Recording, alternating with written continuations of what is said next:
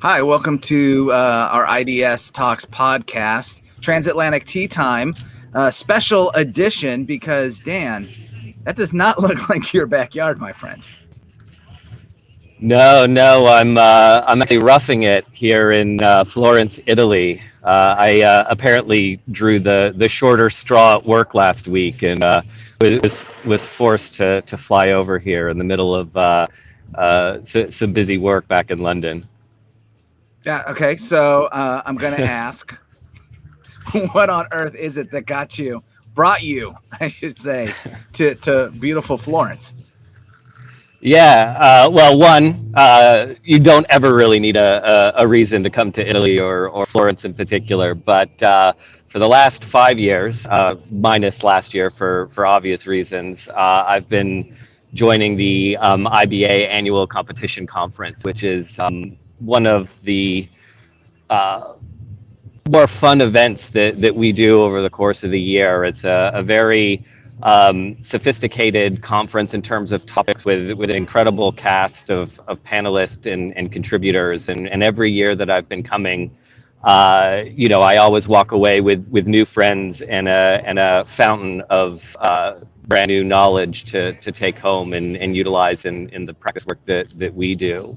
And in particular, this year was quite exciting because we as IDS sponsored the event, which was the first time I've joined as a sponsor, and it brought a whole new dynamic to it. And again, as years passed, it really shined and enjoyed myself immensely And learned a lot. It's extremely and learned a valuable lot. business opportunity. You're not just eating gelato and Florentine Nope. steak, which we'll get to that, but I guess it does bear mentioning that one of our friends is not with us today.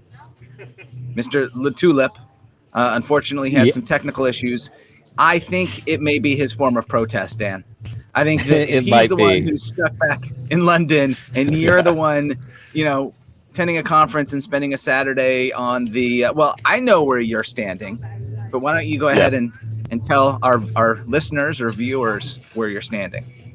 Yeah, I'm just standing across from the skyline of Florence over there, and it's just a wonderful view.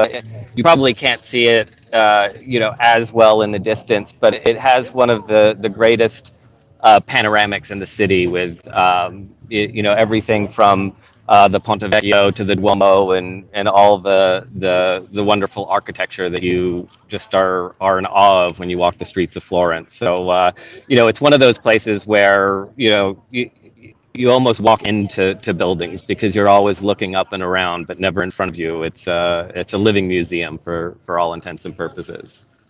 Yeah, I have been there once, and I will definitely go back to Florence again. The family took a trip, and it was the middle stop on our journey. And I think that they would have been more than willing to trade some extra days in Florence to Yeah, spend fewer days in Rome.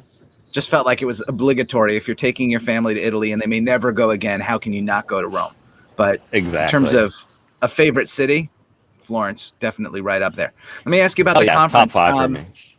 Yeah. So the conference, what would be your biggest takeaway that you had from the conference? Well, again, one of the most interesting aspects of it is it gets such a high quality of individuals who join as panelists and speakers, and this year was no different. And one panel in particular, there was a group of regulators who really started to speak at length about what they foresaw coming over the coming months and years in the area of competition and antitrust in Europe. And really getting that level of insight is something you just don't get every day. And then to be able to speak with them, I actually found myself in a conversation last night over drinks.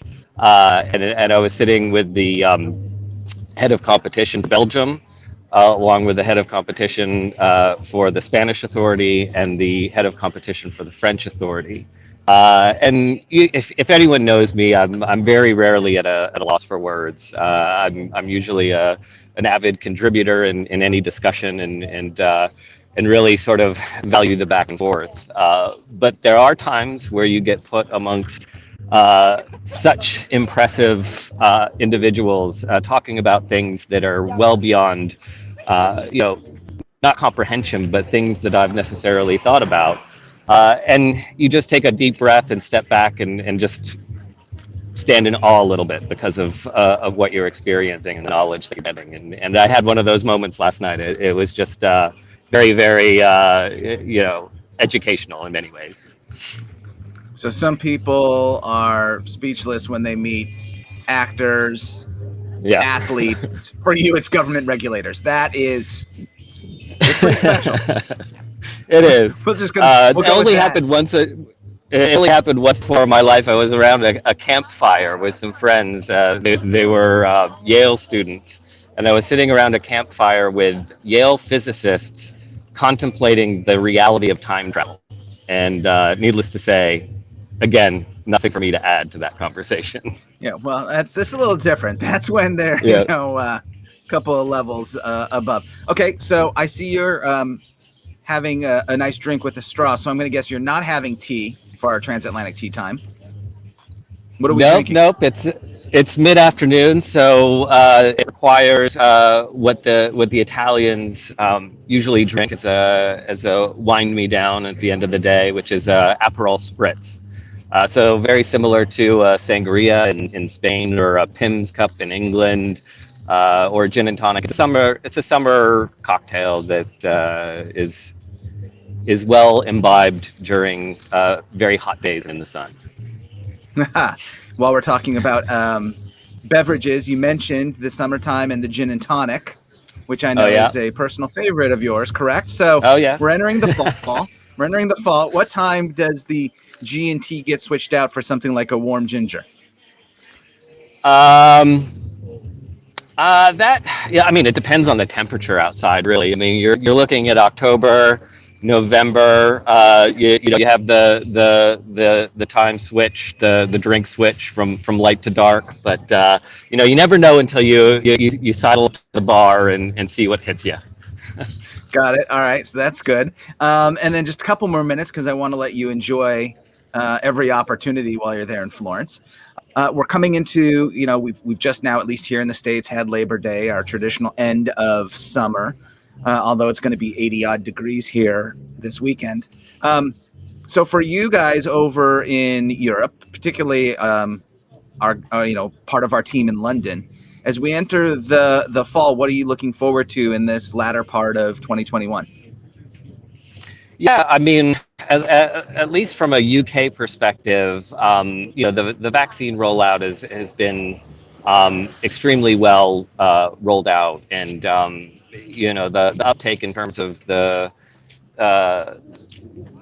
people has been quite high, and our vaccination rates are in a good spot. So we're sitting in a very good place. Knock on wood. You're not out of the storm yet, but there's certainly light at the end of the tunnel. People are still being smart and careful and wearing masks and keeping their distance, but we have no social distancing rules anymore. And I think with that, there's this heightened sense of community that I haven't seen before in the UK. And people want to get out together and meet with each other and really spend time as individuals rather than locked in the basements. And even personally, I mean, Tim and I, we work very closely together, and for the last 18 months, although we're in contact every single day and on meetings and Zooms every single day, we've been quite separated. And some of our best work happens spontaneously over collaboration, and that requires you to be together and in the same room. So I'm looking forward to being in the office more. I plan on going up. I live just outside of London, as you know. So I plan on being in the office at least twice a week, and really help foster that collaborative approach that I think is so important to the way we work, to helping us think outside of the box, and to really service our clients in a way that's not just flexible, but entrepreneurial and very new in sort of thinking outside of the box on some of the projects that we work on. Yeah, no, that sounds great. And I guess as a little teaser, perhaps, to one of the topics we'll discuss on our next Transatlantic Tea Time, you referenced offices and our office. So for those who can't wait, I'm sorry, you'll have to wait till our next Transatlantic Tea Time to hear more about it. But we are very excited here at IDS about offices in London. And It is. We'll leave it at that. And it's also I mean, just another point to make about being here and sort of having boots on the ground in Italy and on the continent. I mean, when Tim and I joined iDS and we started to talk to you and Dan Regard and everyone at iDS about how to deploy in Europe and what our vision and roadmap was for moving forward here, we always spoke in sort of continental terms. It was never about the UK. It was always about Europe and really servicing clients across the entire European geography.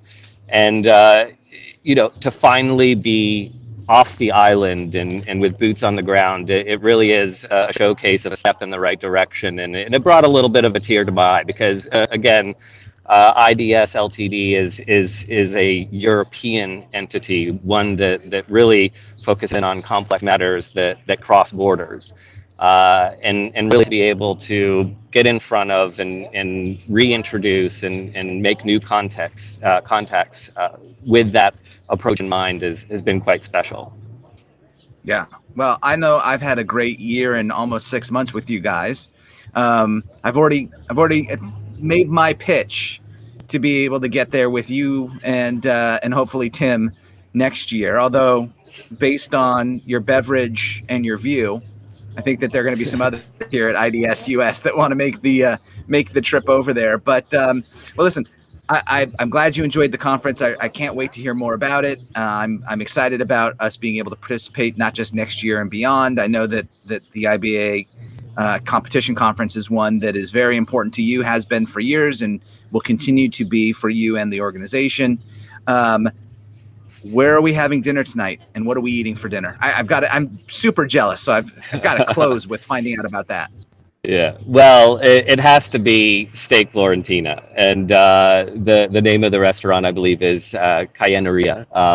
But it is no small feat. It requires a strong heart and an empty stomach to get through it. I found a wingman to join me just because you can't tackle this alone. But I will do my best. And last question from me. How many times have we had gelato since you've been there? I mean, it's mandatory after every meal, right? Isn't that the rule?